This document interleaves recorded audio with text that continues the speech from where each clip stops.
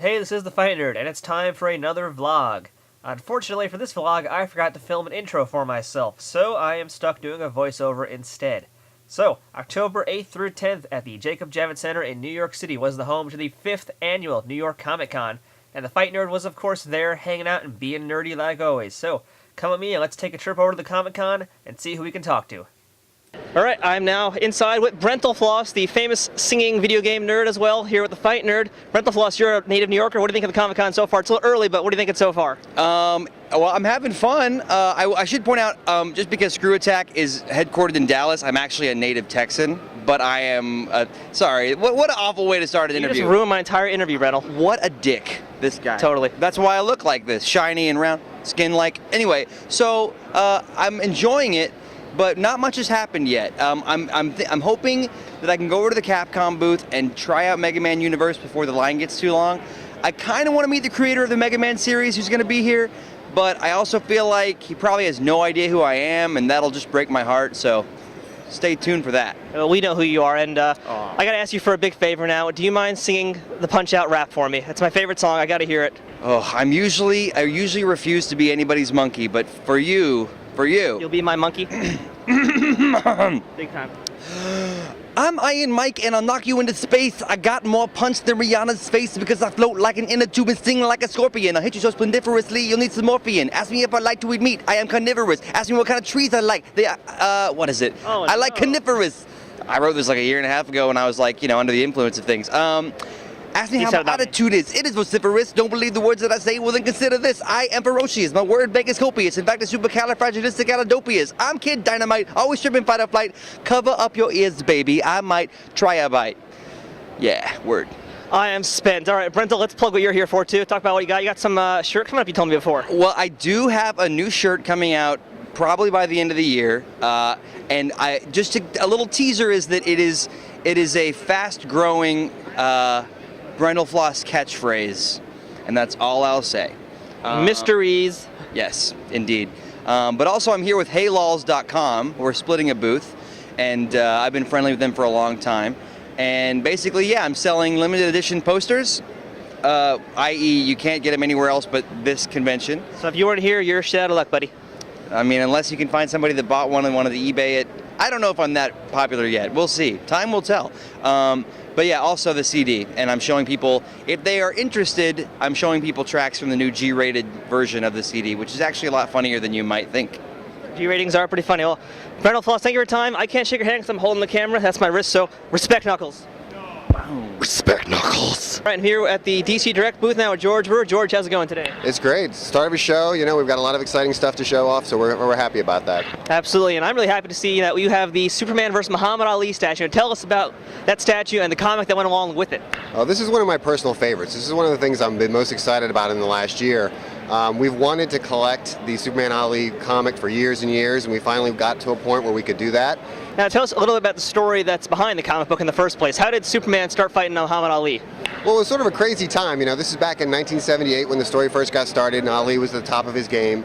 And you figured if Superman was ever going to take on a mere mortal, who would it be? And of course, Muhammad Ali is the king, so he was the one that stepped up. And there was basically an alien threat that landed, and these two had to square off against one another out in space for the survival of the planet Earth. So it was a really cool story for its time. It makes perfect sense in the DC Silver Age. Today, not as much, but back then it works. Now, how much is this guy? Because I want to have this on my house one day. Oh, it's a $195 statue. It's one of our premium high-end resin statues, but it's something you've got to have because it captures both of them in their prime, and they're squaring off, which reflects the cover. So if you've got the comic, you've got to have the statue. Absolutely. So Muhammad Ali versus Superman, who wins? You got to read the comic to find out. All right, I'm here now at Artist Alley with Mr. Paulo Rivera. Awesome painter, and I've been following his work for quite some time. He's getting better every time I see him. And he's signing right now one of my copies of Ghost Rider Mythos. And I remember I met you at a previous convention. You told me about this one. You have a funny little story about who's the devil in this issue of Ghost Rider. You can tell us who you actually picked. I'm not allowed to say that on video. No, okay, you can't say who it is. I'm going to try and pick the page out and see if I can. And I'll let you guys. All right, I think I found it right there. If you can see it, I'll let you decide who that is. That's good. Yeah, we'll leave it at that for now. So what do you have coming up in the works now? I'm working on an Amazing Spider-Man issue with Dan Slott. Hopefully it'll be out by February or March of next year. All right, so you guys can check it out there. and I just got my comics on Mr. Paulo Rivera. Say bye, Mr. Rivera. Bye, Mr. Rivera. I love it when they do that. I'm getting a hug from Cobra Commander. It's the greatest moment ever. Thank you.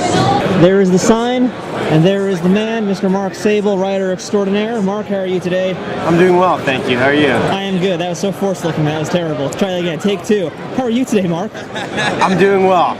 I'm doing well. That was better. I'll take it for now. It works for now. That's all right.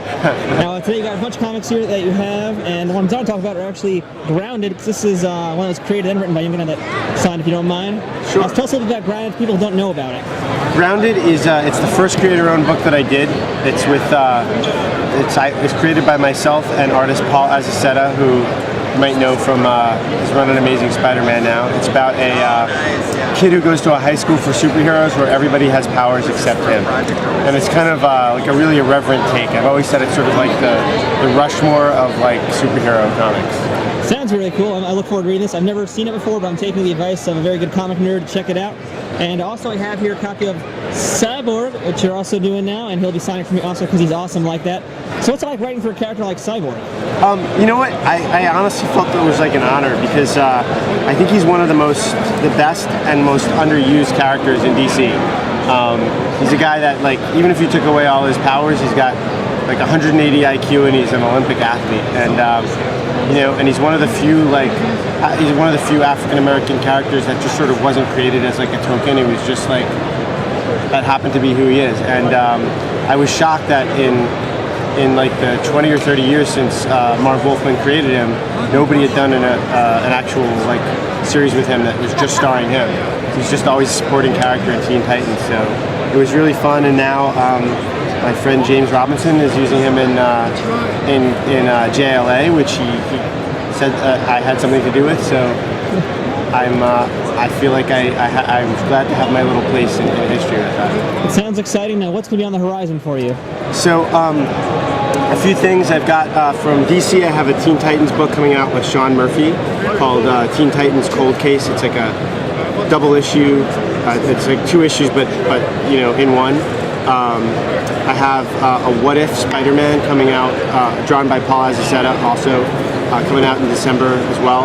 And then in October, in 2 weeks, a new book from creator-owned book from Kickstart called Rift Raiders, which is basically like Goonies meets Time Bandits. It's teenage kids like traveling through time, stealing stuff. Just a fun book, like fun time travel book. It all sounds really fun, very interesting. Mark, it's Sunday morning, you look extremely tired, so I'm going to let you take a nap now once you're done signing. You got to do your work first, though. You got to sign, and after that, you can take a nap. All right, so somewhere behind me is the 8-Bit Up Video Gaming booth. They're here at NYCC also. Here's their flyer as well.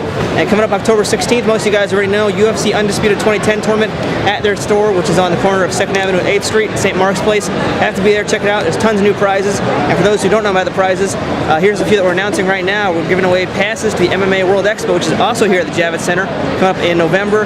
We have gloves, we have DVDs, we have shirts, hats, everything you need.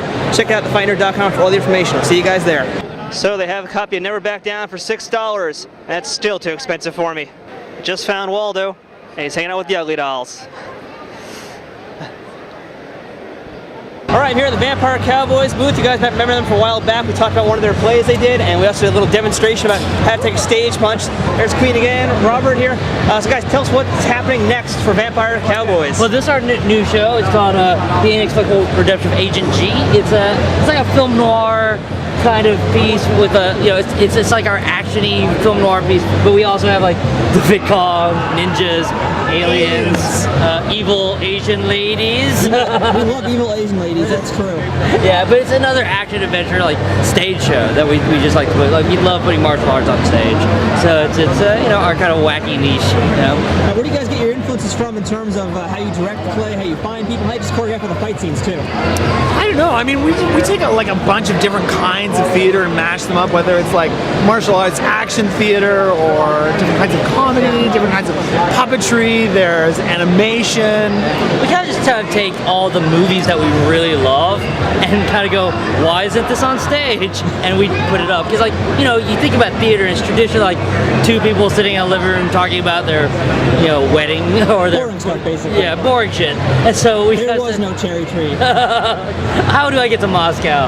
And so we kind kind of sit down, it's like, oh, what one do we want to see on stage, and two, what would be completely kind of almost silly to be put up there? Like what most companies would kind of go, why would you ever put up a sci-fi show? And that's what we usually kind of tackle. There are a lot of movies and television shows and comic books that we really, really love, especially in genres and styles like whatever it is, if that's spy or science fiction or samurai or things that you just don't see on the live stage, and we put those things on the live stage. All right, so gentlemen, when can we see the next play, and how do we find out more about Vampire Cowboys?